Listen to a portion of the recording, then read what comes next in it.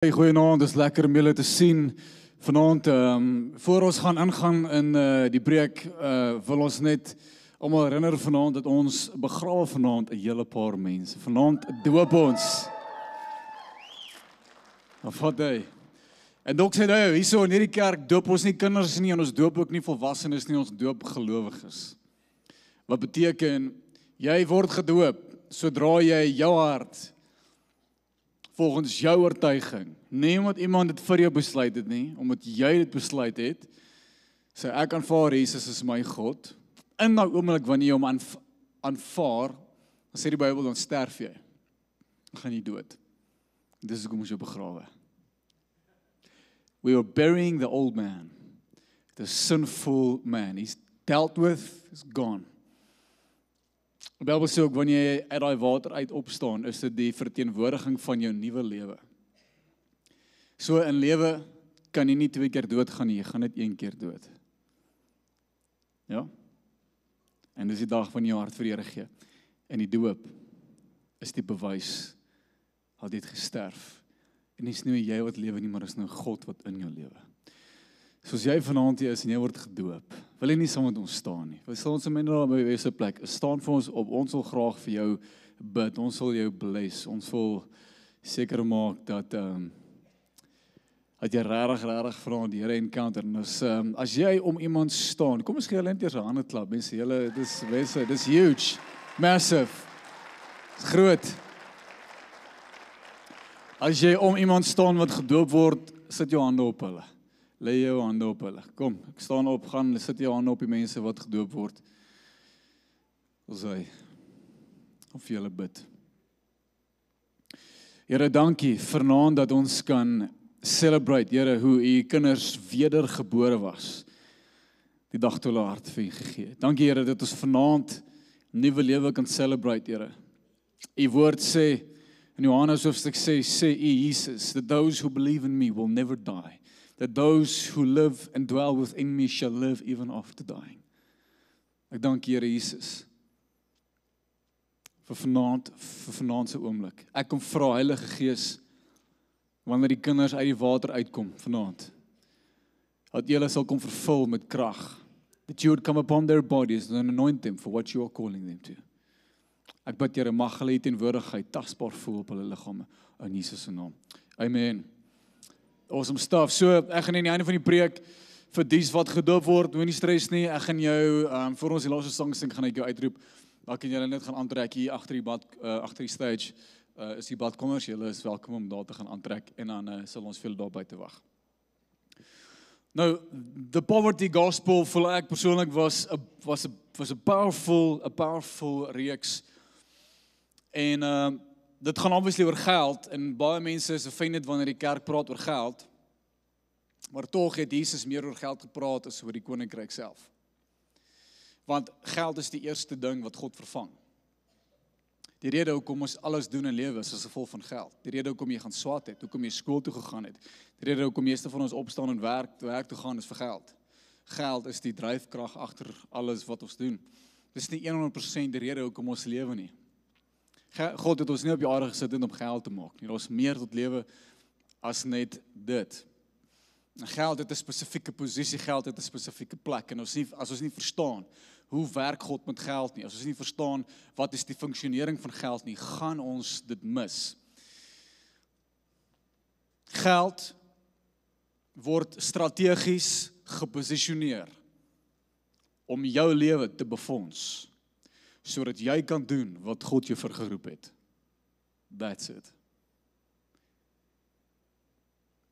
In die Engels sê ons, purpose never follows money. Money follows purpose. Amen. Ek gaan nie agter geld aan nie, geld is veronderstel om agter my aan te gaan. Want ek aanbid nie geld nie. God plaas dit strategies om my lewe te befonds. En geld kan of 'n baie goeie ding wees in jou lewe, of dit kan die slegste ding wees in jou lewe. Geld vir baie van ons veroorsaak so baie stres, slapelose nagte, en veroorsaak selfs kroniese siekte binne in ons liggame. Geld, geld, geld, geld. Nou hierso is die probleem wat ons gesê het in hierdie reeks, dat ons almal wil geld hê, maar die oomblik wanneer ons rykdom preek, dan raak mense offended. Die oomblik wanneer ons prosperity preek, dan stap mense 'n bietjie terug en sê, wow, wag 'n bietjie, die kinders van God mag nie ryk wees nie, maar tog is dit ons almal se doelwit. Want aan die een kant sê jy Christene kan nie ryk wees nie, aan die ander kant wil niemand van ons arm wees nie. Niemand van ons begeer om sukkel deur lewe te gaan nie. So as ons nie hou van die woord the prosperity gospel nie, kom ons noem dit dan the poverty gospel. Asof dit enigstens beter klink, asof dit align met die kingdom values. En saam met dit sê mense ook, ja, julle weet, Jesus het nooit eers 'n klip gehad of 'n kussing gehad om sy eie kop neer te sit nie. Jesus was arm. En nou gaan maak mense die konnektasie dat hoe minder jy het, hoe heiliger is jy. Hoe armer jy is, hoe meer goddelik is jy. Dis nonsens. Amen. Dis nie die waarheid nie. Nommer 1, Jesus was glad nie arm nie. Hier is hoekom ons so sê. Jesus het nooit enige wonderwerk gedoen sonder om die mense se physical needs te ontmoet nie. Hy het altyd hulle fisiese behoeftes ontmoet saam met die wonderwerk. Hy het altyd genoeg gehad om te supply, geestelik, emosioneel en finansiëel. Inteendeel, as God nie broodjies en visse gehad het nie, dan maak hy net nog. Want hy is God wat die bron is wat alles verskaf. As daar 'n bietjie olie, olyfolie in 'n pot is, dan sê Jesus, gooi die olie uit en hy sal seker maak die olie gaan hardloop en hardloop en hardloop en hardloop. En in daai oliepot vervaardig God sommer bonatuurlik net nog olie. So asof ons dink dat God gekap is deur strome wat hierdie wêreld produseer, soos die ekonomie, soos jou salaris of jou inkomste of hoe goed jou besigheid doen, wat ook al dit mag wees, God is nie gekap deur enigsins enige van hierdie dinge nie. Nou die probleem is wel dat wanneer prosperity net gaan oor jou, dan raak dit rooi vlag. Want God maak my nie ryk sodat ek verheerlik kan word nie. God maak my ryk sodat hy verheerlik kan word. God maak my ryk sodat hy bekend gemaak kan word en mense se hart kan optel. Ons definisie van poverty, van armoede, is die volgende. Dat armoede sluip in jou lewe in, sodra jy jou vermoë verloor om te gee. The moment you stop giving, you have become poor. Want as ons ophou gee, mis ons tog die doel van hoekom God ons wel ryk maak. En ons sê ook dat armoede begin nie in die beursie nie, armoede begin in die kop. Armoede gebeur in jou gedagtes. Dis waar alles begin. En so dis nie altyd 'n finansiële issue nie, dis 'n denkpatroon issue. So die hart van vanaand is vir ons klaarmaak met hierdie awesome reeks. Is sodat jy geset up kan word om finansiëel wel af te wees. Ja, ek sê dit, die Here wil jou ryk maak. En as jy nie van die stelling hou nie, dan bly arm. As jy nie okay daarmee kan wees, dat 'n kind van God kan ryk wees nie, gaan jy nooit ryk word nie. Want jy gaan altyd rykdom oppress. Jy gaan altyd abundance oppress, want jy gaan skuldig voel wanneer jy ryk is. Wie het ooit gesê dat jy moet skuldig voel wanneer jy geld maak?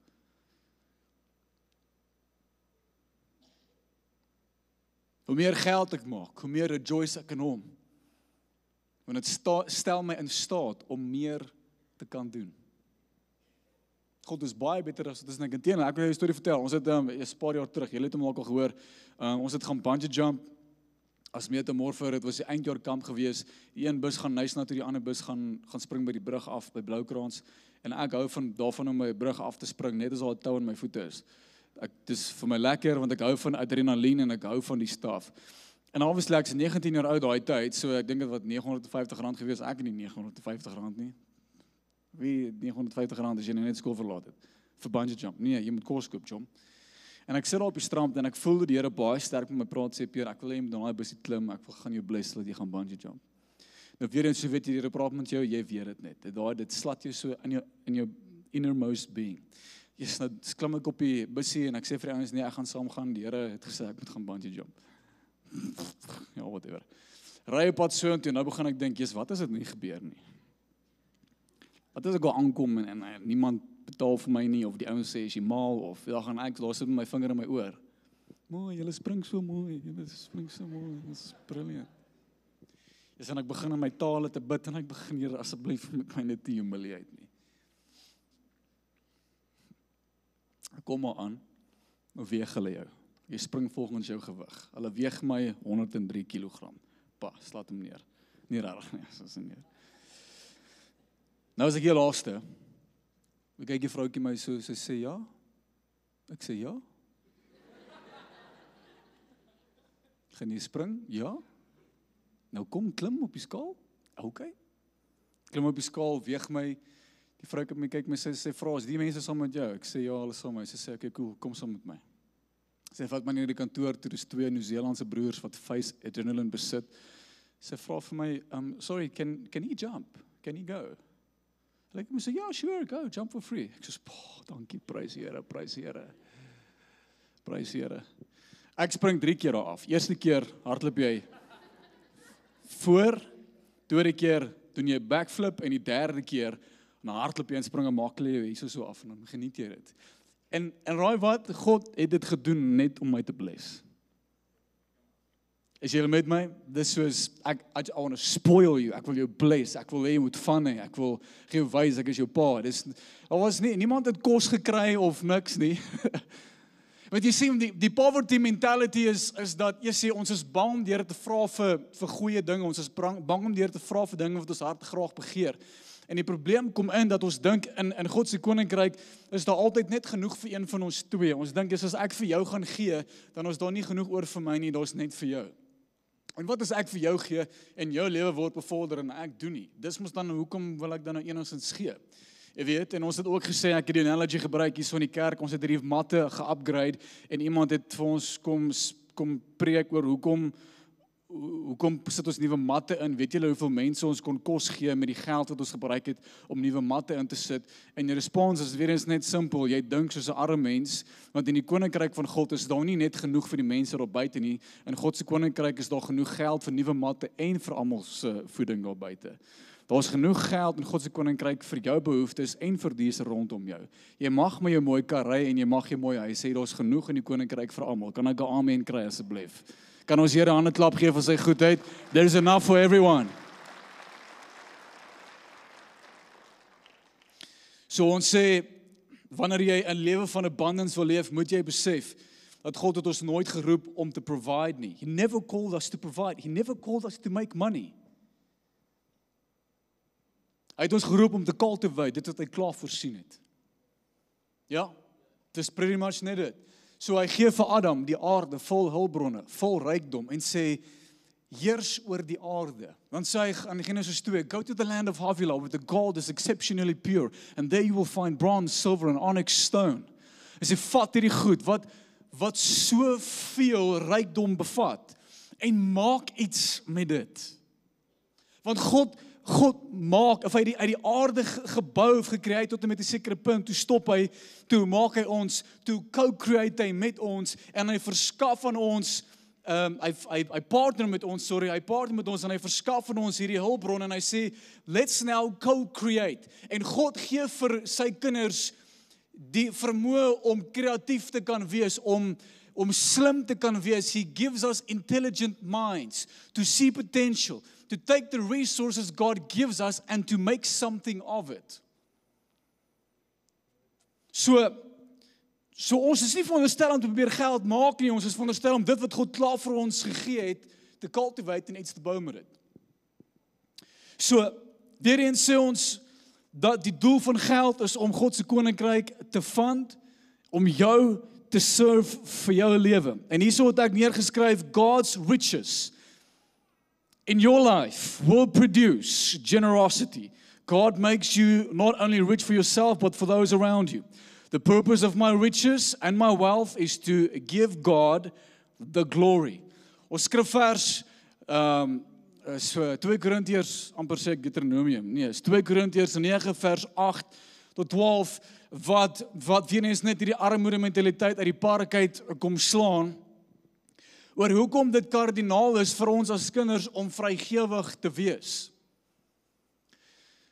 Vanaand se deurbraak met abundance gaan kom met die vermoë om te kan laat gaan. Abundance en generosity gaan hand aan hand.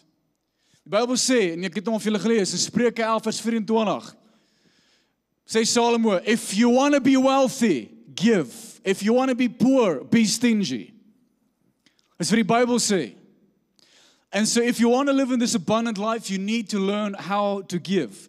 Maar hierso is hierdie mooi skrifvers, for God loves a person who gives cheerfully, and God will generously provide all you need. Then you will always have everything you need and plenty left over to share with others. Sê sommer plenty left over. You will have plenty left over. Weer eens, daar's genoeg vir jou en die ou voor jou. As the scriptures say, they share freely and give generously to the poor. Their good deeds will be remembered forever. For God is the one who provides seed for the farmer and then bread to eat. In the same way, He will provide and increase your resources. Say sommer increase. He will increase your resources. Met ander woorde, hy vermenigvuldig die hulpbronne in jou lewe sodat jy 'n groter blessing kan wees. Hier's hoekom. And then they will produce a great harvest of generosity in you. Vers 11, yes, you will be enriched in every way. Weer eens sê saam met my, enriched. Die Afrikaans sê, God gaan jou ryk maak in elke area van jou lewe. Ja, uit die Bybel sê, hy gaan jou ryk maak. He's going to make you rich. In every way, so that you can always be generous. And when you take your gifts to those who need them, they will thank God. So two things, Suki het hom nou net gelees. So two things will result from this ministry of giving. The needs of the believers in Jerusalem, in ons geval in Centurion, will be met. And they will joyfully express their thanks to God. Wat dit beteken is, God word verheerlik deur my rykdom, nie ek nie. Dis die rede hoekom God my ryk maak, is sodat mense sy voorsiening eerstehands kan beleef, sodat ek en jy die voorreg kan hê om mense in die oë te kyk, hulle physical needs raak te sien en te sê hierso, jou Here, jou Vader, jou persoonlike God, bless jou nou met hierdie geld, bless jou met hierdie resources, bless jou met hierdie kar, bless jou met hierdie besigheid. En in daai blessing het daai mense 'n persoonlike encounter met die liefde van God. Our riches glorifies Him. Nou hierso is 'n vraag wat baie mense het, wanneer dit kom by tiende en offerande. Hoekom gee ek tiende? Why do I give my tithe and my offering? Is julle reg vir hom? Maak notas. Selgroep gesprekke hier kom my die week. First things first, tithing, tiende, is not an act of generosity, it's an act of obedience.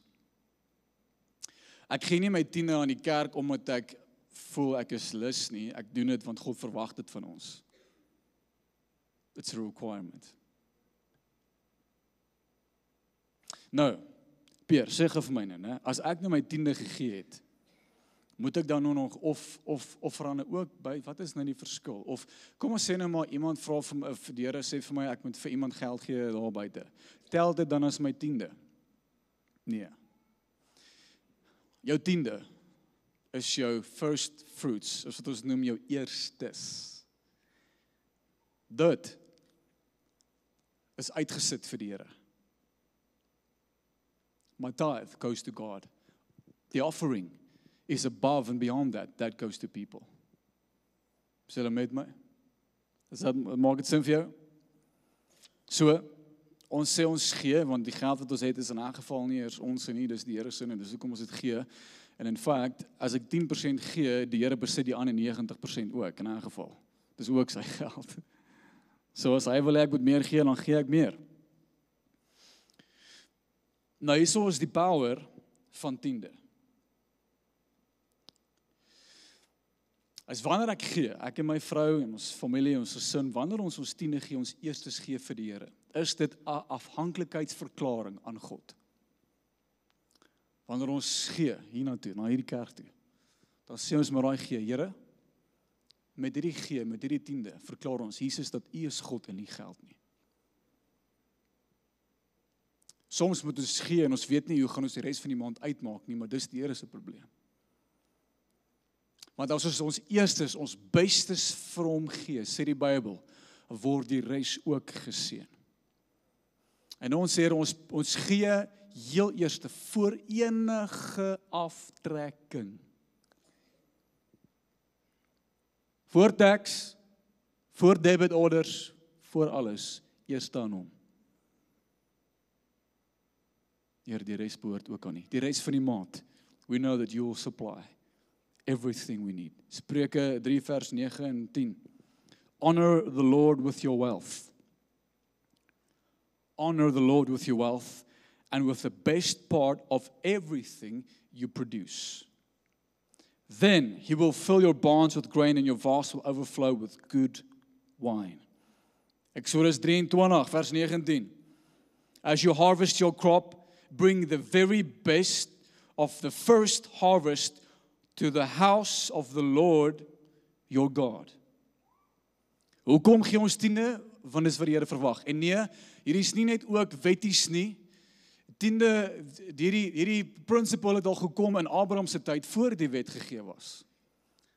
Het Abraham sy eerstes gegee aan Melkisedek, wat baie scholars verneem dat dit was 'n vorm van Jesus se verskyning gewees op aarde. Dis nie 'n wettiese ding nie. It's something God requires of us. Hoor gou Romeine 11 vers 16.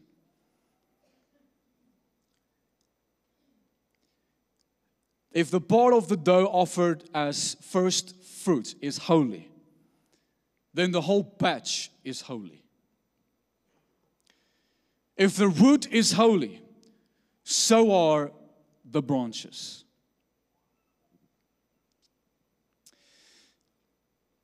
Is nog 'n groot rede hoekom ons gee aan die kerk. Ons maak uit in ons harte, wie is God?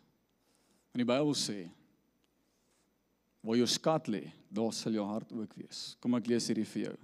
Lukas 12 vers 34. Where your treasure is, there your heart will also be, or be also. Wat dit beteken is, jy spandeer jou geld op die plek waar jou hart lê. Money follows your heart. Geld, dit wat jy jou geld aan spandeer, expose jou hart.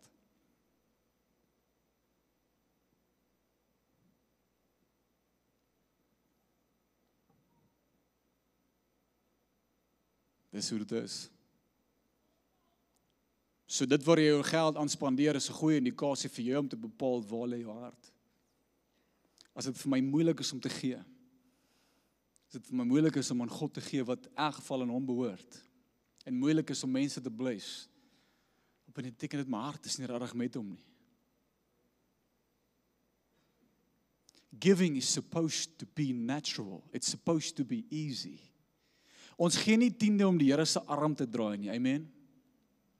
Ons gee nie tiende om guns by die Here te kry nie. Nommer 1, ons gee want hy verwag het van ons, en nommer 2, ons gee want dis wie ons is. Dis deel van my identiteit. I am a generous being because God is generous and I carry the very same DNA and nature of God. Therefore, it's supposed to be easy to give. Nog 'n groot rede vir ons tiende. Ons sê, my tithe provides for God's house. Jou tiende maak dit moontlik, byvoorbeeld vir 'n kerk soos die, om dit wat God ons verroep moontlik te maak. Kom ek lees vir jou Malachi 3 vers 10. God sê, bring all the tithes into the storehouse, so there will be enough food in my temple. Food kan ook gesien word as resources. Bring your tithes to the storehouse, so there will be enough resources in my temple. Op jou stoel is so 'n pamflet wat op staan tree wat ons skolewerkers, laerskole en hoërskole befonds. En jou tiende en jou gee maak dit vir ons moontlik om ons jeugwerkers te kan empower finansiëel om hulle te stuur in die skole in sodat hulle kan gaan preek. Your tithe provides resources to God's temple. Hoor wat sê hy verder? If you do this, says the Lord of heaven's armies, I will open the windows of heaven for you and pour out a blessing so great you won't have any room to take it in. Dan sê hy, try it and put me to the test. Dit is die enigste plek in die woord van God waar hy sê, toets my in die. Nergens anders, daag God jou uit om hom te toets nie, net wanneer dit kom by gee.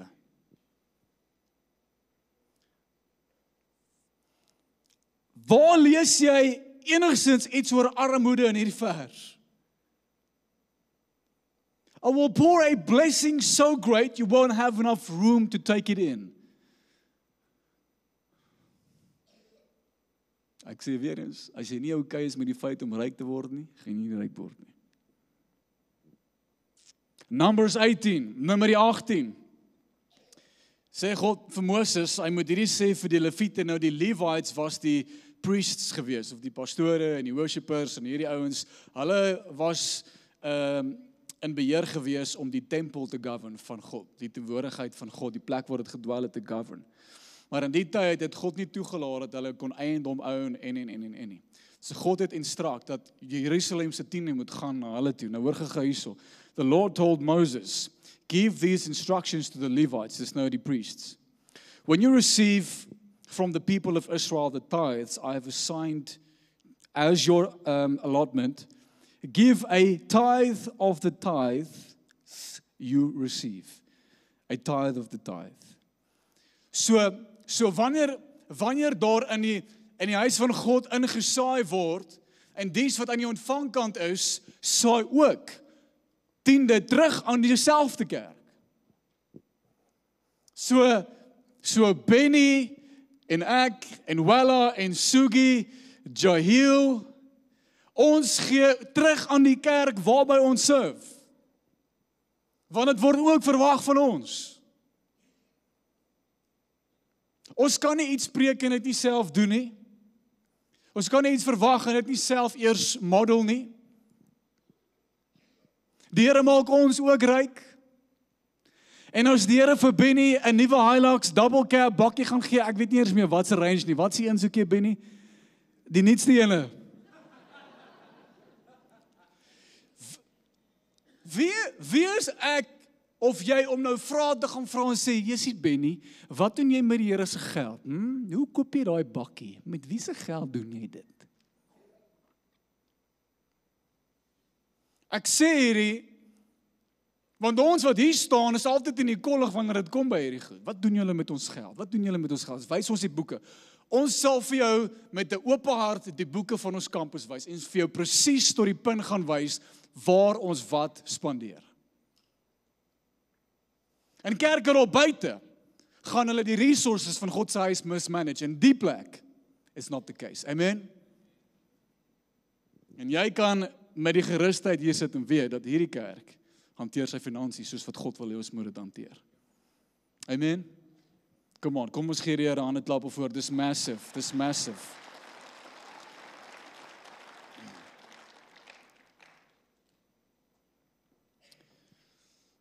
Wil julle hê ons moet arm wees? Mag ons ook nice goed hê nie. Okay, hier's 'n vraag. Hoeveel van my inkomste moet ek gee? Moet dit 10% wees? Soos wat ek nou gemention het, baie mense vra voor tax, na tax, dit, wat. Die respons tot daai vraag is weer eens, daai is 'n armoede mentaliteit. Hoekom wil ons altyd kyk hoe min ons kan gee? Net om ons gewete te sis.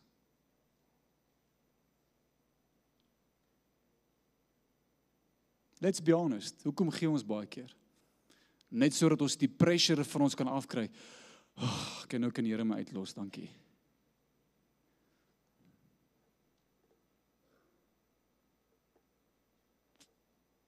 I don't know.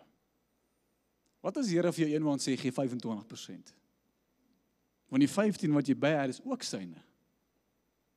Wie is ek om vir God te sê wat hy met sy geld moet doen en wat hy nie met sy geld moet doen nie? I don't own nothing. Amen? I don't own anything. Everything is his. En sure, as die Here sê, gee daai maand 25%, en ek weet nie hoe ek die res van die maand gaan deurkom nie, dan sê ek, dank Here dat U God is, U is my bron en ek nie. Dank Here dat my salaris en my inkomstetjie is nie my bron nie, U is my bron. So wat ook al gebeur in die res van die maand, Lord, I give that to you. That's what you call faith. As ons sê ons gee ons ook nie volgens emosie nie. We don't give emotionally and we don't give impulsively. We make up our minds. We make up our minds. Amen? Make up your mind.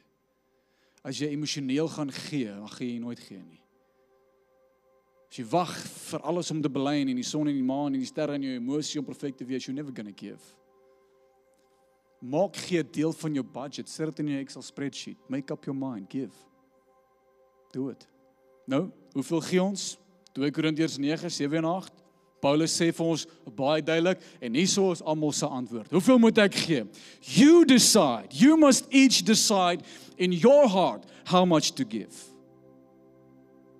Jou giving, jou gee is nie tussen my en jou nie, dis is tussen jou en die Here. Daai gesprek gebeur tussen jou en God. As jy vir my vra, Pierre, hoeveel moet ek gee? Ek weet nie, wat sê die Here? Doen wat hy sê. Wat hy sê is die beste. Vertrou hom. En sê, and don't give reluctantly or in a response to pressure. Amen? God sal jou nooit pressure om te gee nie.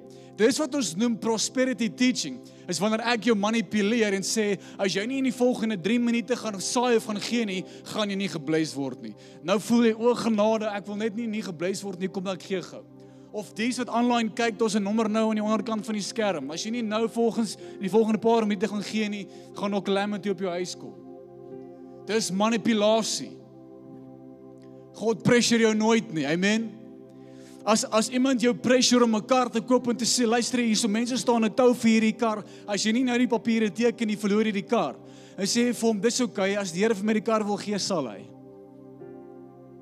As jy 'n huis wil koop, en die agent sê vir jou, luister hier, daar's al 3 offers op die huis, as jy nie nou hierdie goed teken nie, verloor jy die huis. So sê vir hom, dis okay, as die Here vir my die huis wil gee, sal hy. Amen. Ek sluit af met die grootste rede hoekom mense sukkel om te gee. Is vir die volgende. Giving requires faith. And faith means you lose control. Amen. Hoekom hou mense geld terug? Hulle wil beheer hou. Ek wil die outcome bepaal. Nee. In geloof bepaal hy die uitkomste. So, faith makes you feel uncomfortable. It doesn't rely on your capacity, but on His capacity. Faith means that we surrender our abilities to His ability. Faith is when you no longer determine the outcome, He determines the outcome. En ons sluit hierdie reeks af. Sê, wat ook al God vir jou sê, doen dit, vertrou hom. Geloof beteken niks as ons net praat en niks doen nie. Kom aan, laat die Here jou ryk maak, amen. Wil jy saam met my staan, asseblief, ek wil vir jou bid. Dies wat gedoop word, julle kan gaan aantrek as julle nie omgee nie.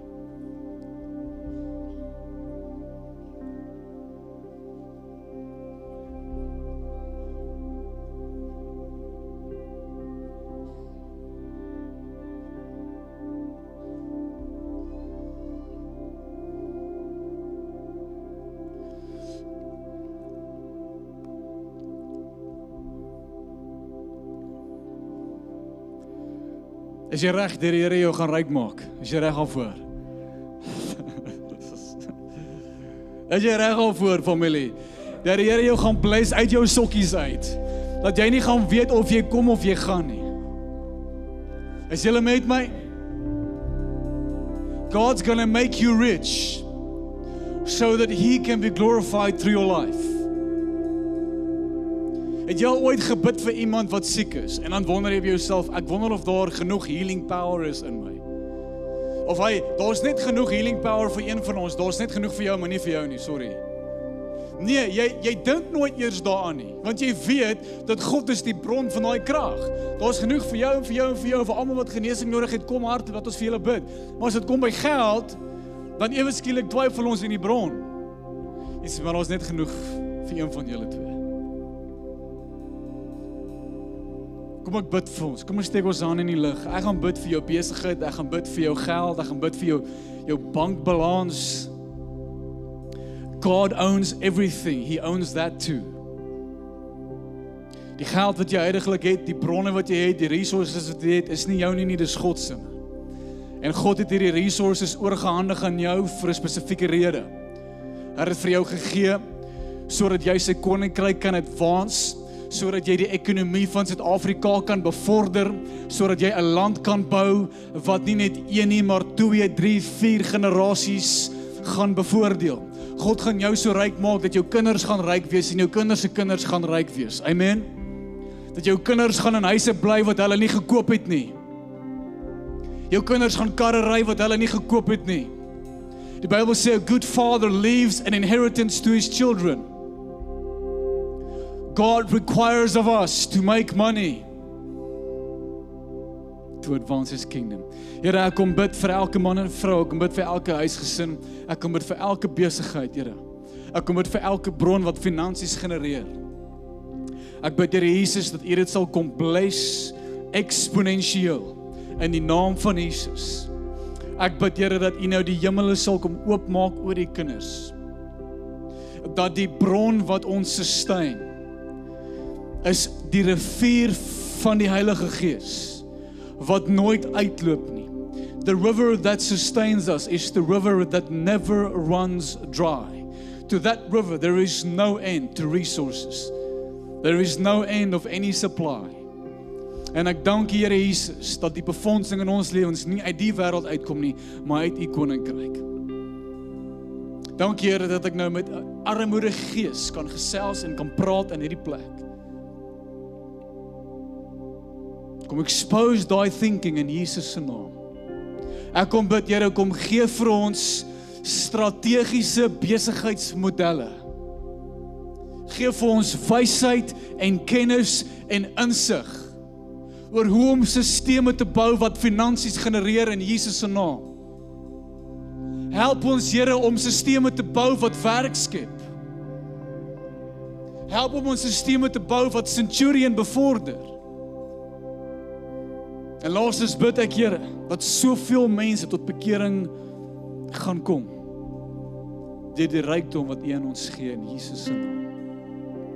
Kom ons loof hom, kom ons prys hom, kom ons gee hom 'n lekker hande klap. Amen. Halleluja.